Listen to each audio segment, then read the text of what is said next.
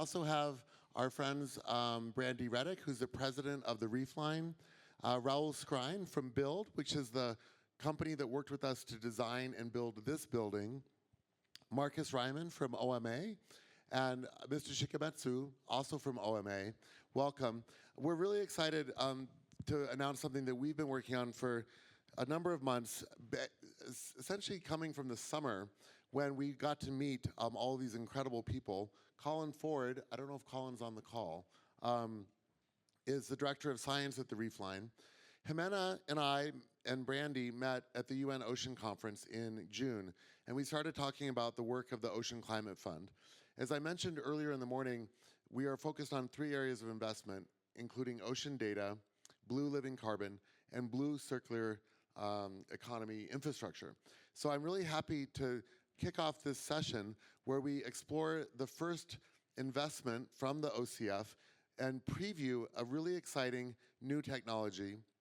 And Sam, I really hope we're going to be able to work with Coral Vita to scale and bring this to life in collaboration with you and many others around the world. I'm going to hand it over to Ximena, and I suppose to Markus. Let's go to Ximena first. Can you please introduce the work of the REEFLINE, and then we will talk about this exciting new project called the Reef Tile, which we're very excited to preview, not launch. This is a kind of secret preview for you guys of the work of OMA and the REEFLINE on saving coral. Can I just say, because I'm literally running to the airport now, hi, REEFLINE team. These guys are amazing. And yes, we are very much looking forward to collaborating soon. So, thank you. Thank you. Over to Ximena. Hi, can you hear me, Stan? We can hear you and we can see you. Okay, fantastic. Well, thank you so much for hosting us today. We're very grateful to you and to the Ocean Climate Fund for being our early investors in this incredible project.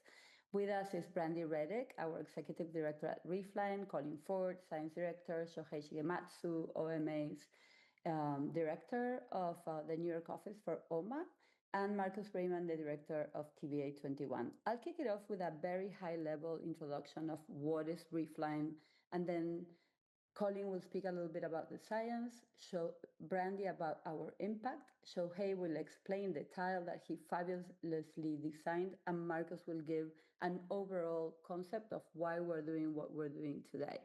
So, very timely that we had Sam before, because REEFLINE is sitting on top of the Florida Reef Tract, which is the 3rd largest reef system in the world, and like Sam perfectly explained, it's under a big threat. So REEFLINE is Miami's underwater sculpture park and hybrid reef. It's located 700 feet offshore and 20 feet deep, visible from above, and it's a symbol of hope, cross-disciplinary collaboration, and of course, high-level climate tech, what we call blue urban infrastructure. So we're a cultural ecological corridor. We're a new typology. We are a linear park that at the same time functions as a hybrid reef. Therefore, what we're doing is we're enhancing marine habitat, but we're using art as a catalyst to convey a powerful message and tap into people's sentiments, to wake everybody up and show, the dreary panorama, but at the same time that there are possible solutions. So our REEFLINE is a living system in permanent transformation. We pride ourselves on cross-disciplinary collaboration. We work with the best people in the world, and we assemble teams of stakeholders that come from very different sectors. So we combine, REEFLINE is a big community of nonprofit organizations. We work with the City of Miami Beach, the City of Miami, academic institutions, of course, the community and scientists, and of course, the artists. We are partially funded by a $5 million GEO bond, which is a government-backed bond where the citizens of Miami Beach voted to tax themselves to make our project happen. Therefore, you realize 67% yes, people know what's happening. So it's up to us and up to the public sector to act upon it and support us, right? So our pillars are art as a catalyst, community and ocean literacy, ocean justice, coastal policy and governance, science and marine habitat enhancement, and as I said before, cross-disciplinary collaboration. So we like to think that REEFLINE is also a symbol for coastal infrastructure and cities that are facing sea level rise. Miami Beach is ground zero sea level rise. So we like to say that just like New York has its High Line and Miami the underline, REEFLINE now has Miami Beach now has the Reef Line, which is a 7-mile long, $40 million project that serves as coastal resiliency and also helps enhance what once was there, which was this incredible reef that we had. And Shohei will tap a little bit more into that because Shohei is our master planner. So that's where REEFLINE is in this little, 2 dots. That's our first deployment. And these are our phases. Phase 1 is Concrete Coral by artist Leander Ehrlich, and phase 2 and 3 is a Miami Reef Star by Carlos Betancourt and Alberto Latorre, Heart of Oceanos by Petrox Sesti, and in phase 3 we have the OMA modules and the Blue Arts Award. So just that beautiful glimpse into our underwater traffic jam and what it entails to deploy hybrid reefs. These are giant barges that are deploying 10,000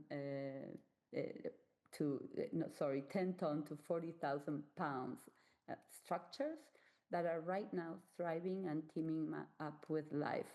We have reports that Brandi will tap into on how the marine life has been growing by the hundreds weekly. So this is what they look like now. This is last week. They're fabulous. These are our coral logs. We're doing a little bit what Sam was saying, outplanting coral. We have our own laboratory. And this is Dr. Sylvia Earle planting our first brain corals with University of Miami Rescue a Reef and Professor Diego Lirman. I'll go fast because I don't want to take anybody's time. These are images of what's to come. We use very high level technology, the best materials we can find. Some of our structures are casted and some of them are 3D printed. We test structures in the Sustain tank in and we are here because we think that we have solutions, man-made solutions to a man-made problem. So what we've decided is to cast a path ahead and to dive deep into scaling these solutions and making them affordable, not only for cities, but also for people. Therefore, that's why we created this incredible tile that we will speak about in a minute. So I leave the floor to our incredible Director of Science, Colin Foord, and I'll stop sharing. Great. Thank you so much, Ximena. Thank you for having us. Good afternoon, everybody. So my name's Colin Foord. I am the Director of Science for the REEFLINE, and I have been growing corals for more than 25 years, studied at the University of Miami. This is our coral lab that we have built for the REEFLINE, where we're currently growing over 2,200 soft corals that will be outplanted.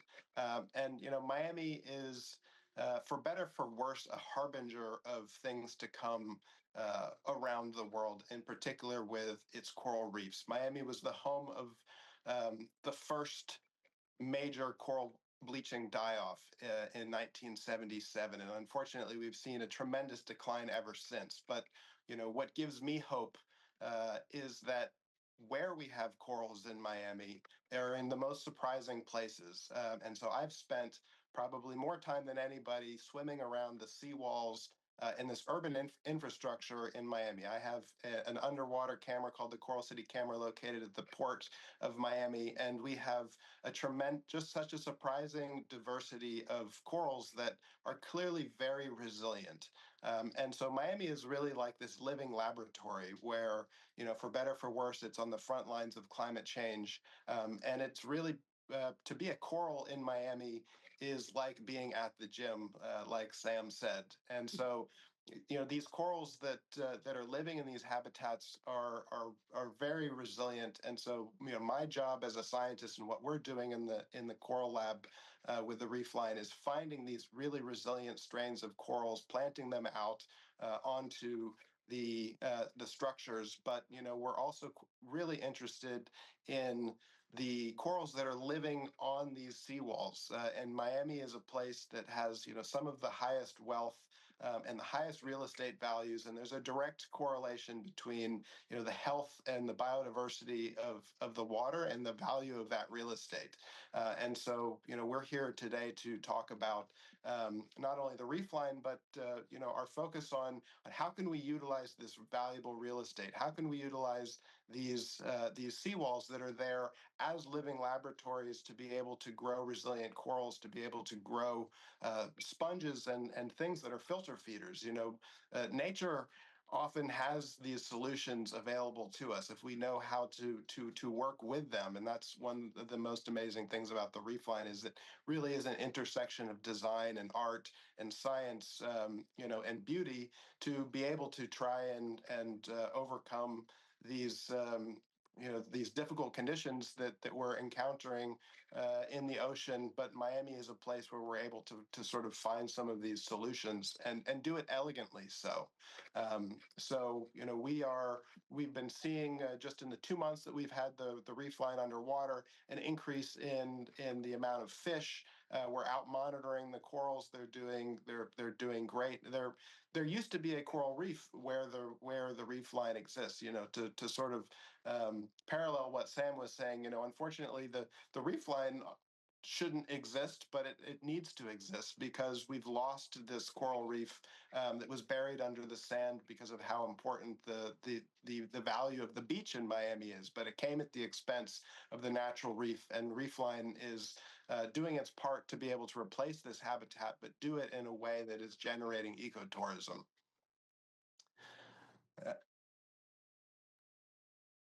Okay, Brandi, do you want to take it on? Yeah. Thank you, Thank Colin. Good morning. I'm Brandi Reddick, Executive Director for the REEFLINE. I just want to talk a little bit about the impact we've had in 2025. One of our major impacts is our global reach. We've reached 13.8 billion single media impressions, which is approximately $126 million in paid advertising value. And our goal with this is to translate this into economic impact. For example, the John Pennycamp Coral Reef, just directly south of us, generates about $56 million in local economic impact and translates into 761 jobs in the area. And we're working very closely with the city and the Greater Miami Convention and Visitors Bureau to translate these numbers into conscious tourism and economic impact for our community as well. Our educational impact, we partner with a program called Dream and Green, where we reach 10,000 students in 125 Miami-Dade County public schools, 90% of those of which are Title I. 80% of the children in our community have never been to the beach, and our goal is to get our community to the beach and also to learn how to swim. Next, Willie. Education, also with Rescue Our Reef, which Colin talked a little bit about. We partner with the University of Miami.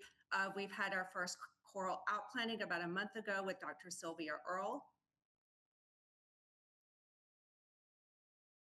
And of course, we have education in universities and lectures. Ximena gave a talk early last year with Harvard Graduate School of Design and Northeastern University, which are educational partners, as well as Nova Southeastern University here in South Florida. And of course, our partnerships. REEFLINE is a public-private development, and we have major partners in the city of Miami Beach, the Greater Miami Convention and Visitors Bureau, as well as a host of other private institutions and supporters. So now, Sho, I'll turn it over to you. Thank you. My name is Shohei Shigematsu. I'm an architect and a master planner of REEFLINE. I would like to share the screen and start to present. Just as a brief introduction of firm OMA, based in New York, doing a diverse range of projects from high-rise to museum. The bottom left is the Faena Forum that I worked with Ximena, which still is in Miami Beach. The museums are involved in art projects. The new museum is opening soon in March in New York. I'm also doing diverse range of projects like fashion. That's why I'm here in Paris right now. And most importantly, a lot of collaborations with artists and other domain, and also working with resiliency. This is a Hoboken post-Sandy master plan to create a resiliency as a whole city. for the same level of hurricane. What I'm trying to say is that as an architect, it's very important to work with different specialists. And here in REEFLINE, of course, we have to work with even more diverse range of domains and specialists that I never actually worked with before. That's also a unique, very unique opportunity and unique constellation. As Colin said, ironically, Miami Beach expansion of the artificial beach had extinguished or basically demolished the reefs that was there, but of course it thrived the tourism, and that's where we are now. But as you know, because of the sea level rise, it's eroding the beach again. So the need of something like REEFLINE actually is very much needed. As an architect, this is of course the first time to do a master plan in underwater. What that means is it was very unknown, but we worked together with Ximena and the team and all the specialists to really tackle a master planning such an ambitious project. Of course, knowing the topography is very important. This is a topography map of the ocean. Of course, it's always related to the land and the shore, not just ocean. So we mapped, of course, the guardhouse, which of course situated in a rhythmic way along the entire beach. Also the public parks that also can have a relationship to where the deployments will be. So we mapped all these and then started to identify the sites with marine biologists and Colin and everyone to actually create pockets that can have these art deployments, sculpture deployments. Yeah, and it's going until like 10th locations now. And the first one, as Ximena said, will have a couple of art sculptures, but as well, this is the kind of area. But as well, we need to create this barrier to basically secure the deployment of art, but also create a kind of continuous infrastructure to block the kind of underwater current and tide to protect the art, but also to inhabit and enhance the coral reef habitat. So this is our base module. This is in progress. This is a kind of ongoing process that we are doing with Ximena. So this is the base module that we designed to have a porosity, but also have enough surface for the reef to grow. And we're calling it almost like a topiary, like a French garden. As I said, the water, shore, land is all connected. It's not just water. So we are doing the signage on the land and the shore, and also a floating device to basically create visible signage where the deployments are. Now I'm going to go into the reef tiles, which of course is ongoing process, but we are very excited to present you the preliminary directions. You know, the REEFLINE, I think the REEFLINE and OMA is going to be a kind of blue ecological infrastructure. As Ximena said, this is a very important text, so I will read a little bit more carefully. So reef tile turns flat seawalls into living infrastructure. So I think that there are many opportunities at the kind of sea walls that is kind of preventing the sea level rise, which is of course flat, but the current seawalls are not really facilitating the reef growth. So 85% of oyster reefs and a single adult oyster can filter up to 190 liters of water per day. So basically these walls can facilitate even a stronger growth, which, as you know, in Florida, they're making these concrete walls, but not in a kind of creative way. The reef tiles, such as this, that kind of facilitates the growth of coral, already exist with this kind of hexagonal. These are some examples that are existing, which is a great examples, and I'm not trying to compete with them or anything, but I think these are the results, and I think it's really nice that it could go to the horizontal surfaces or this kind of vertical surfaces on the wall at the edge of the water and land. And I think these languages are for us maybe a little bit too literal, as if the coral actually were pasted onto the wall and have this kind of different depth and different textures. So these are examples. But maybe it was, for us, it was a little bit too nature inspired and literal. So we started to look at, maybe in a very architect's way, a different way of abstractions. We present you two options. One is like this kind of shape, scallop shape, and one is interlocking shape. This is inspired by branching coral growth, as Colin explained, almost like a fractal shape, which resemble this kind of Art Deco tiles and shapes or fish scales. So we thought, given the kind of Art Deco history of Miami Beach, it would be great to kind of have cultural relationship and have this kind of reef-inspired branches, as well as the depth and textures to facilitate inhabitation. And then this can actually create different patterns and different, not too much of an industrial look as the hexagonal panels would do. So it could create a little bit more organic and smooth and interesting tiling possibilities. The other option is nature inspired, but more mathematically calibrated, like Escher, maybe 2D, but something more three-dimensional at the same time, like Tetrapod, but in 2D.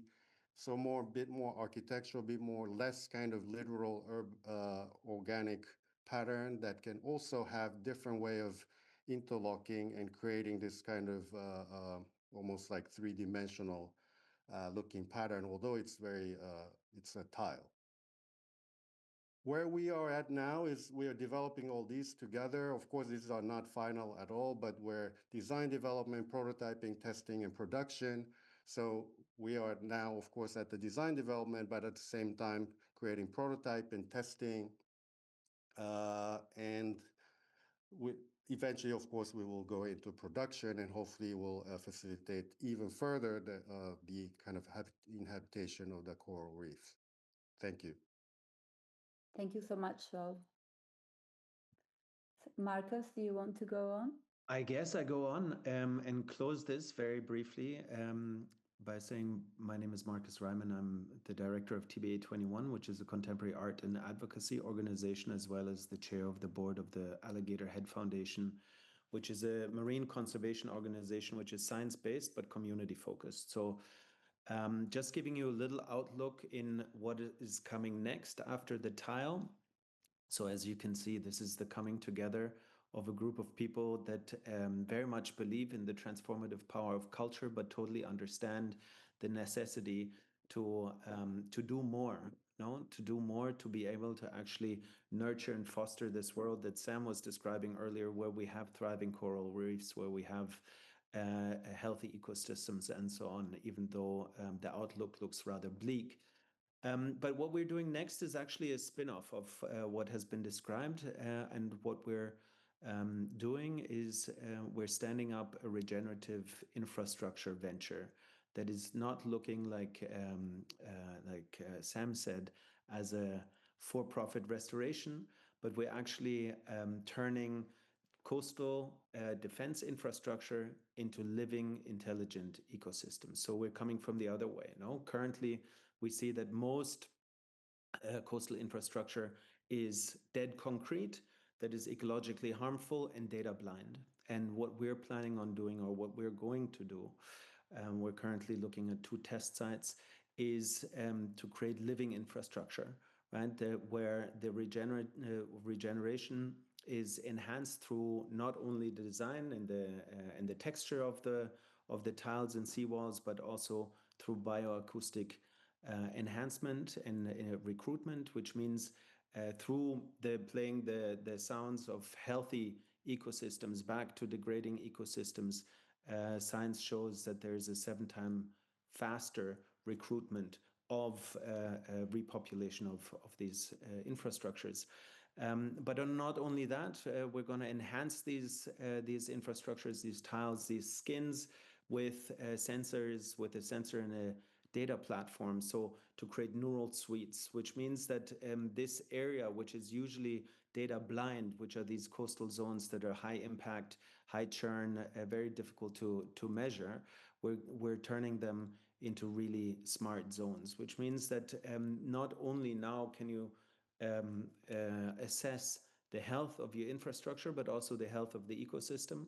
And a few years down the line, you can talk about the financialization of the growing ecosystem, so meaning biodiversity bonds and so on. We're currently looking at 2 flagship pilots, as I said. This is a mission-locked, IP-driven company that we're creating, where 30% or up to 30% is actually has a conservation mandate and a golden vote for or to protect the ecological and ethical integrity of the operations. So if anybody wants to talk about this, we're finding ourselves in a phase where everybody knows that hurricanes are increasing not only the frequency but also the strengths of them. The same is true for typhoons and all other forms of storms. The sea levels are rising. So we're finding ourselves at a moment in time where we will see an unprecedented investment into coastal defense and coastal infrastructure. And instead of making this dead, we're going to make it living, smart, and safe as well. So if anybody is interested, please come and find us. We're happy to talk about this more. Thank you, Markus. Thank you so much, all the team, and thank you, Stan. I believe we've finished the presentation. Thank you. I want to see if Raoul from Build is still on the call. Yes, Stan. Hi. How are you? There we go, Raoul. So Hi, we're gonna go over to Build now, and then I think we're gonna open it up to a Q&A for everyone. Because first of all, Ximena, I want to thank you and Markus and Brandi and the team from OMA for this incredible work. We're really thrilled to be involved with it, and it really does present the actual dream of ocean investment for conservation as well as for financial return. And so this fits perfectly into that third bucket that I talked about for the Ocean Climate Fund. It also fits neatly with the work of Build, which is our architectural partner that actually designed with me the building that we're in now. And we kind of think of the REEFLINE being able to intersect with the ICON regenerative construction system in the future. So you can imagine, at some point in the future, you could have reef tiles along the shoreline and then coming into an ICON type of structure. So Raoul, I'd love you to just share a little bit about our vision for the work that we're doing, and just a brief word about care.hub, so that we can understand the connection between on-surface architecture with the work of this incredible seawall regeneration from the REEFLINE. Thank you so much, Stan. Hello, everybody. I'm Raoul Skrein, co-founder of Build. I think the connection to the building you're all sitting in is the modularity of it. I think with a lot of care into one little piece, a bigger piece can be put together. And I think it's a great opportunity to talk about what can happen above ground and above sea level. Thank you, Stan, for inviting us to participate together with TVA in care.hub, which is basically putting this little module, one of the facade modules that you see outside, the window modules that you see, everything created from sustainable timber, into a very big microcosm, like a over sea level reef for people, and create whole villages of it, and create life where there is none right now. So thank you so much, Stan, for making all of this happen. For those of you who may be interested, you can visit hubicon.co and hear about care.hub. The idea is that what are here in Davos offices could be expanded out to become studios, kind of overlooking this common rotunda for shared services for elder people. There are over 1 billion people who will be entering the age category of 60 to 80 in the next 10 years, and affordable housing is definitely a concern for many of them. But we really do think about this work that OMA and REEFLINE have done for these tiles, connecting to the work of the Ocean Climate Fund, but then also potentially be linking in to the construction system for the icon. So this could become a component of icons in the future where you would extend the seawall into the above ground construction. Ximena, I'd love to just ask you a question. We have seen incredibly fast progress with the reef tile. We began talking to you about it, and we know that you were working on it already for some time. But can you give us a roadmap for 2026 and what your needs are so that we can convey that to some of the leaders that are here in Davos? What would be your wish list for making the reef tile accelerate its progress? Thank you, Stan, for that question. I would really love for the REEFLINE tile to be adopted in the Caribbean first, kind of as a testing site. Where we have a meeting today with Eric Carpenter, the city manager for Miami Beach. The city of Miami Beach has been incredibly supportive of REEFLINE, and we are their premier ocean partner. So we are seeing. Shohei yesterday said, from Art Deco to Art Eco. And really, we want to propose this transition to the city. So what I would love is for the reef tile to be adopted, to be scalable and affordable. So it's adopted not only locally, but also, in the world. And we're happy to design site-specific motifs for each different culture. REEFLINE is being invited all the time to have, a REEFLINE in Dubai, a REEFLINE in Palm Beach, a REEFLINE in Maldives. We get invitations. And I see the reef tile as a small satellite, as a mini, REEFLINE ambassador that can go and support other ecosystems in need.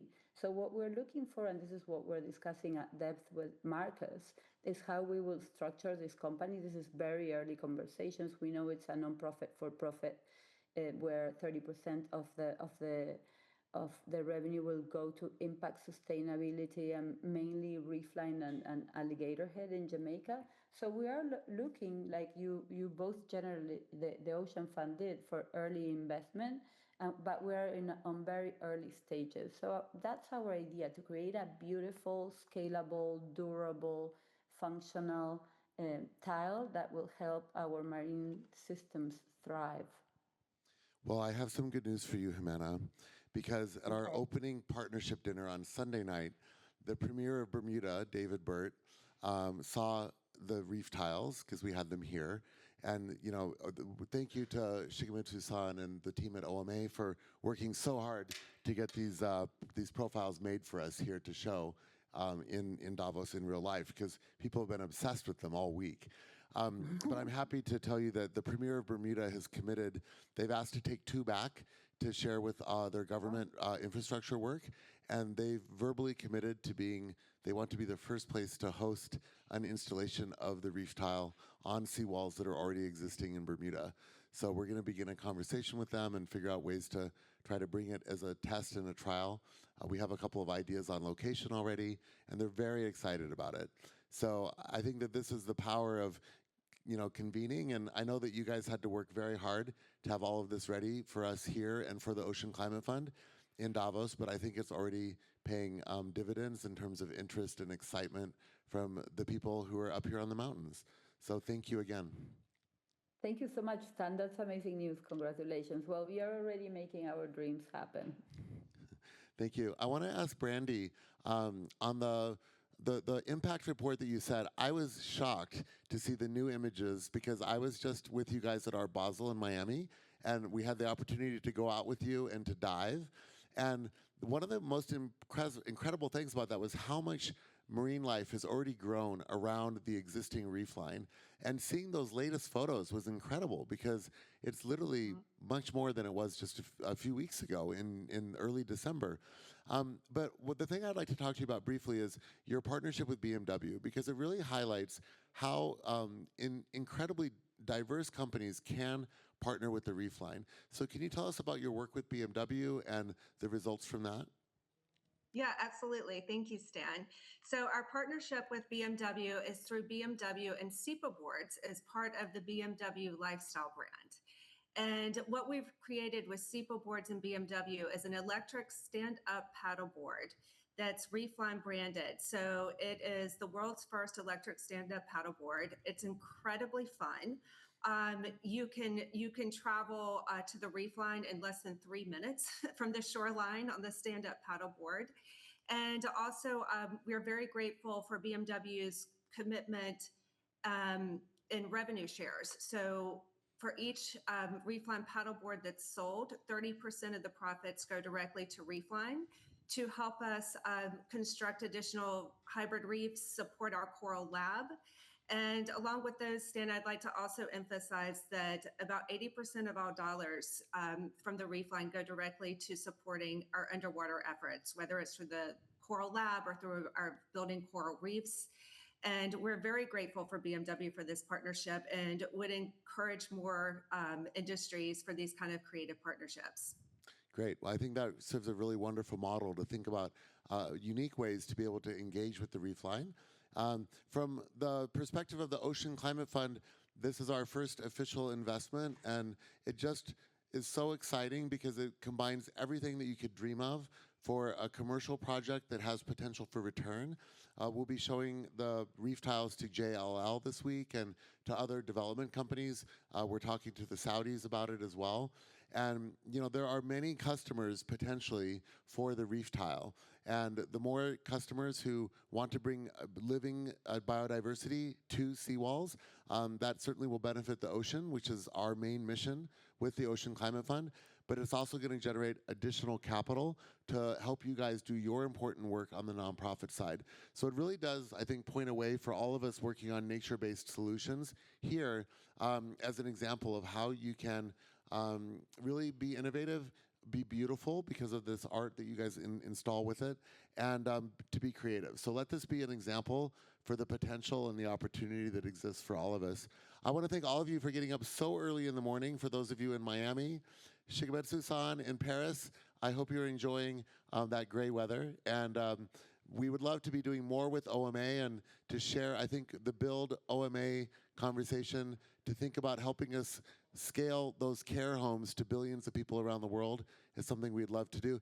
Maybe we can put them over the water with foundations that are living reefs.